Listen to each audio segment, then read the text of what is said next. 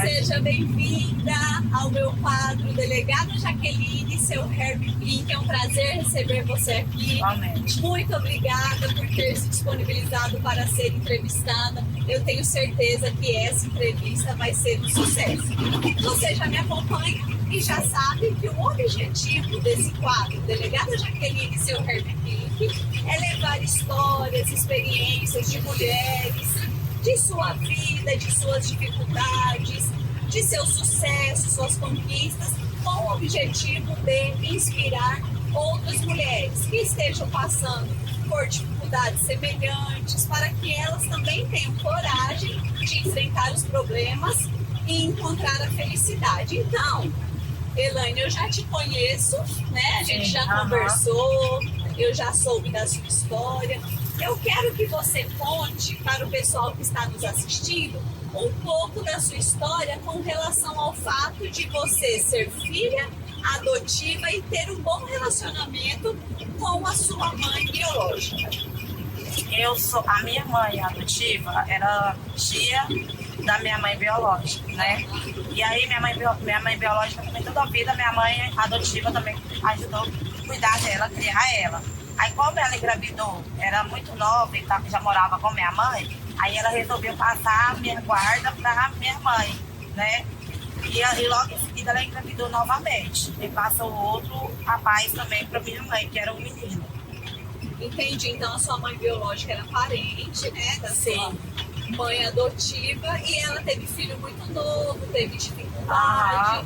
E aí então a sua mãe adotiva fez questão de ajudar e pegou a guarda de vocês. Ah, eu entendi. E aí você me contou que com isso você aprendeu a não julgar as mães. Isso, né? Não julgar.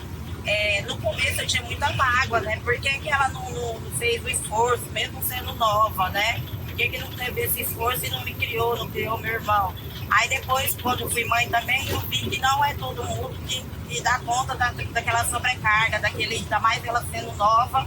Aí eu tive a atitude de chamar ela e falar, não, vamos conversar, você tem meu sangue, eu não tenho nenhuma mágoa, não guardo nenhum rancor, vamos ter um convívio de mãe e filha. A gente não tem aquele afeto assim, de todo dia estar uma na casa da outra, mas a gente se conversa assim sempre que possível. Entendi, tem um respeito. Sim, né? tem Um respeito, uma consideração. Isso. Isso é muito bom. E isso que você falou de muitas mulheres serem julgadas, né? Ai, porque não teve filho mais velha, porque tá muito velha para ter filho, porque teve só um filho, tem que ter mais, ou porque teve só dois. E todo mundo julga a vida das mulheres, mas cada mulher tem uma realidade. Até mesmo as mulheres que dão os filhos para adoção, elas têm a realidade delas, e a gente tem que ter empatia e entender isso, né? Sim, exatamente. A minha mãe biológica já veio de uma vida sobrecarga, porque a minha avó teve muitos filhos e não dava conta de cuidar muito. Cada um, com pouco tempo de idade também, tinha que se virar praticamente sozinho, porque era outra época, outros tempos, né? Não tinha tanta medida, tanta ajuda igual tem hoje. Elaine, e aí você tem 4 filhos, então. Sim. Então me conta, como que é essa história? Você chegou a casar com o pai dos seus filhos? Como que é? Na verdade é cada um de um pai, né? Com 21 anos você teve o primeiro, chegou a casar com esse marido ou não? Não casei com ele. Aí com o meu segundo filho a gente viveu um tempo junto, mas também não deu certo. Na terceira, ele viajou para ficar 15 dias, eu estava grávida de 3 meses, até hoje não tenho mais notícia dele. Abandonou, falou que ia e voltava e não voltou. E o da última, que é essa daqui, ele só registrou, né? E a gente não tem mais contato também.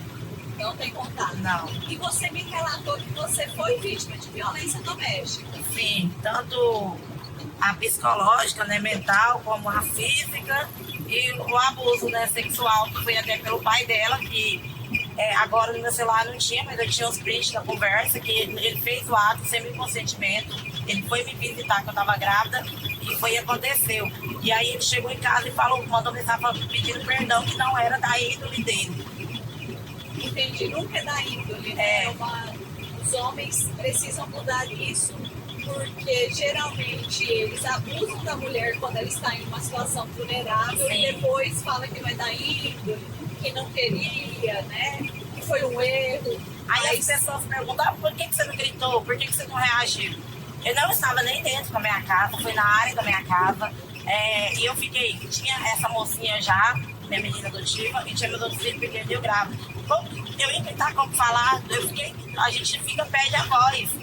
Né? Hoje em dia não, hoje em dia eu posso dar pra mim, quero passar para minhas filhas também saber se defender. Mas na hora eu não tive reação, eu nem acreditava que aquilo estava acontecendo, porque eu pensei que ele estava para me ver devido à gravidez que a gente tinha separado. Eu pensei, não, tá aqui pra gente conversar bem, tá. Não esperava. E é muito interessante você falar sobre isso, muito importante, porque as pessoas costumam julgar as mulheres e as meninas que são vítimas de abuso sexual, dizendo exatamente isso. Por que você não pediu ajuda? Por que você não gritou? Por que você não contou para alguém? Você estava gostando, você não pediu ajuda porque você queria. Mas não, eu quero deixar aqui bem claro que cada pessoa reage de uma forma diferente a um trauma. Tem pessoas que gritam, tem pessoas que se calam, tem pessoas que desmaiam, tem pessoas que têm crise de riso. Então, varia de crise de riso. Esses dias, uma mulher na delegacia, ela foi assaltada, ela foi fechada na rodovia por um outro carro. O bandido entrou dentro do carro dela, apontou uma arma na cabeça dela e ele dizia para ela, dirige, dirige. E ela teve crise de riso, começou a rir. E ele batia nela, quanto mais ele batia, mais ela ria. Então, o que acontece? Cada um reage de uma forma diferente. Não tem como a gente julgar. E é muito importante que todas as pessoas saibam. Principalmente quando envolve criança. Às vezes a criança é abusada ali por 2, 3 anos e as pessoas julgam a criança dizendo, mas por que você não contou antes? Por uma série de motivos. Por medo, às vezes foi ameaçada, às vezes nem percebeu que estava sendo abusada. Uma série de motivos faz com que as mulheres não relatem, não peçam ajuda logo de início. Às vezes demora para pedir ajuda, às vezes demora para contar. Muitas vezes fica um trauma que a mulher vai digerindo aos poucos até que ela consegue contar, já passaram-se anos. Então, uma dica, né, um conselho é sempre, não julgue a outra mulher, porque você não sabe pelo que ela estava passando, o que realmente estava acontecendo e nem como você iria lidar naquela situação se fosse com você. Muito bom, olha só, que inspirador isso. E agora eu quero que você me conte, como está a sua vida profissional? Você começou a trabalhar com 9 anos de idade, né? Com 9 anos de idade eu morava na fazenda, a gente morava em sem terra. Então a gente trabalhava lá, serviço. Entendi. Serviço de roça que tinha pela vizinhança, essas coisas. A minha mãe viu o meio de a gente não passar fome aqui na cidade, não passa com sem terra. Entendi. Desde pequena a gente era sofrido, mas tinha amor. Tudo que tem amor, né? Faltava dinheiro, né? Faltava amor. Entendi. E isso é muito nítido que sobrava o amor, porque sua mãe, mesmo não tendo condições, adotava. As crianças que estavam precisando de cuidados. Tá certo. E você hoje trabalha com o quê? Hoje eu trabalho com Mega Hair. Assim que eu sofri esse abuso, eu não tive mais contato com ele. Tanto é que eu cortei, porque como que eu vou ter uma pessoa dessa perto de mim, perto da filha? E aí eu não tive mais contato. Eu tive depois que ela nasceu, que daí ele foi lá e registrou e foi só. Aí eu peguei, tive que pedir um dia, eu pedi licença básica e falei para Deus, eu falei, Deus, eu sou forte, eu tenho 2 braços, eu tenho um útero fértil, eu tenho toda a condição de me manter minha família, me ajuda. E aí, o que eu fiz? Eu peguei um espelho, coloquei na área da minha casa, e a área era mal rebocada, eu tinha acabado de mudar para casa, não estava mais ou menos feita. E é casa antiga, mas que eu comprei com herança da minha mãe adotiva.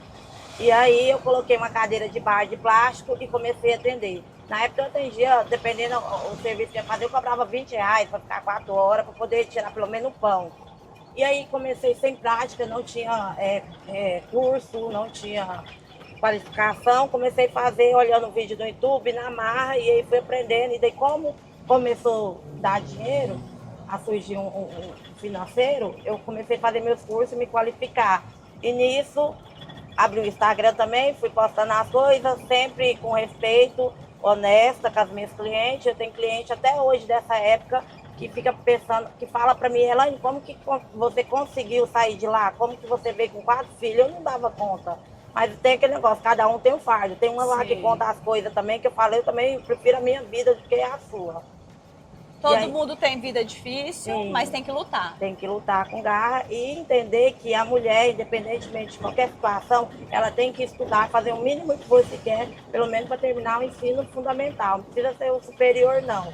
Mas seria bom também. E esquecer de homem. E esquecer, não tem que ficar vigiando o homem de levar uma traição, essas coisas, vai caçar meio do seu futuro. Porque no dia da manhã ele vai embora e você fica para trás. E se você não tiver um conhecimento de alguma coisa, você fica difícil. E quem vai sofrer mais talvez é os filhos. No meu caso, se eu tivesse ficado parada, hoje talvez nem estaria com meus filhos. Verdade. Então essa também é uma dica importante. É uma coisa que eu costumo sempre dizer. É muito importante você estudar, você ter a sua independência para depois você se relacionar. Porque quando você se relaciona e aposta tudo no relacionamento, às vezes o relacionamento não dá certo e você fica perdida, porque você não tem uma vida, né? Você não tem a sua independência. É muito bom, essa dica é uma dica muito importante. E aí, pode falar. E deixar os prazeres momentâneos para ter os prazeres longos, vida longa no futuro, o objetivo no futuro. Que adianta o momento? Porque eu via minhas clientes chegavam lá, eu vou para a festa, vamos. Eu falava, eu não posso ir, como que eu vou ir amanhã? Amanhã não tem nem, não estou disponível para trabalhar, não dou conta de atender. E hoje eu posso colher o fruto de levar meus filhos aonde eles quiserem, dar para eles o que eles querem. Eu não dou assim, a torta é direito, como dizia minha mãe, né? Uhum. Eu sempre tenho um limite, eu posso estar com aquele valor, a quantia dá, mas se eu ver que não é necessidade, não precisa de eu gastar, e eu explico para eles, meu filho, agora não é o momento, não tem necessidade disso. Entendi. Essa é uma dica muito importante e eu sempre quis ter a minha independência primeiro para depois me relacionar, e graças a Deus eu fui abençoada, consegui estudar, eu fiz faculdade, consegui passar no concurso. O concurso de delegado é um concurso muito bom e hoje eu tenho uma vida tranquila e eu sei que isso traz uma certa felicidade, porque ter paz é muito importante, né? E aí eu quero saber de você. Você tem um sonho? Tinha um sonho lá com 15 anos, quando adotou a sua filha? Sim, o meu sonho era formar uma família. Sim. Era casar, ficar casada, ter meus filhos e ser... eu via minha mãe ser dona do lar, então eu queria me esperar mesmo com estudo. Eu passei em 4º lugar no Cefet na época, com 18 anos, só que eu não pude vir exercer porque não tinha aonde ficar, com quem ficar aqui, mesmo sendo aqui de Rio Verde, eu não tinha outra família que me apoiava. Entendi. E aí eu não pude exercer a função de agropecuária na época que eu passei. Então a minha pensava que eu ia ficar na fazenda, ia casar e ia ter minha família. Só que Deus mudou meus planos. Eu tenho minha família hoje em dia, né? Que é meus filhos, eu e meu pai. É uma família diferente da que você sonhou, mas é uma família que te faz feliz. Isso.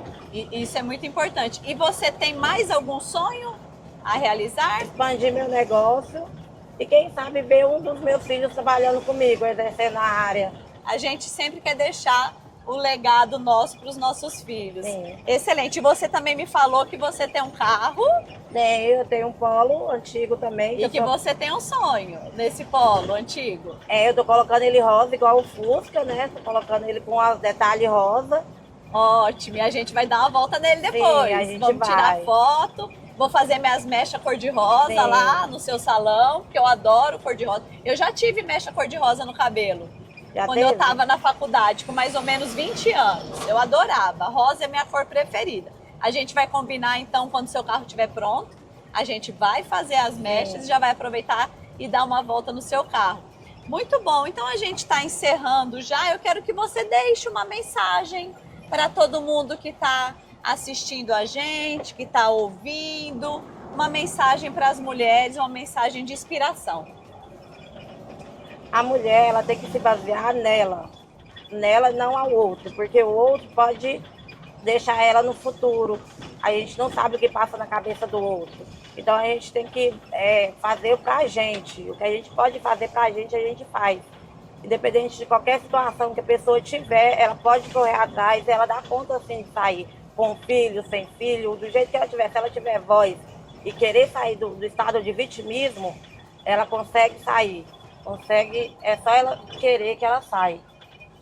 Muito bom, eu costumo falar isso também. É muito importante a mulher se conhecer, saber quem ela é, do que ela gosta, ter uma profissão, para depois se relacionar. Porque toda vez que a mulher escolhe se relacionar primeiro e coloca toda a sua felicidade nas mãos de outra pessoa, ela fica dependendo da outra pessoa para ser feliz. E isso é muito ruim, né? Demais da Porque conta. pode dar errado. É o apego, parece que é o apego psicológico, porque aquela pessoa cria uma pessoa que não existe. Ela quer que o companheiro faça aquilo, ele não, a gente vê por fora, mas a pessoa que está dentro criou na cabeça dela que ele está fazendo.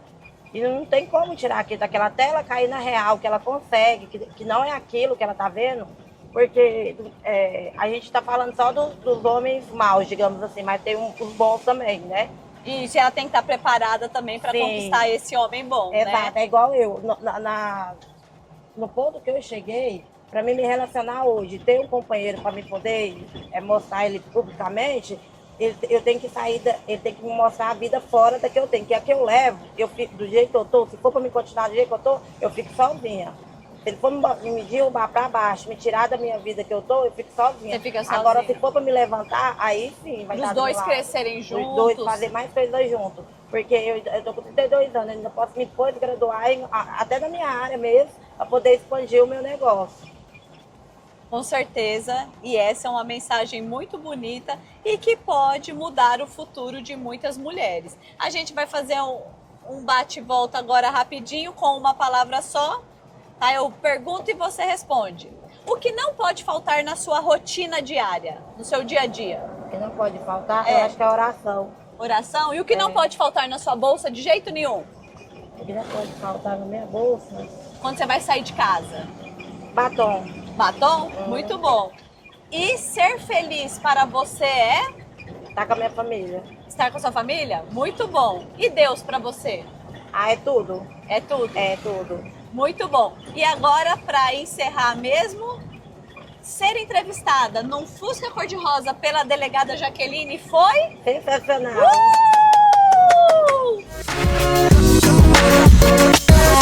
Uh!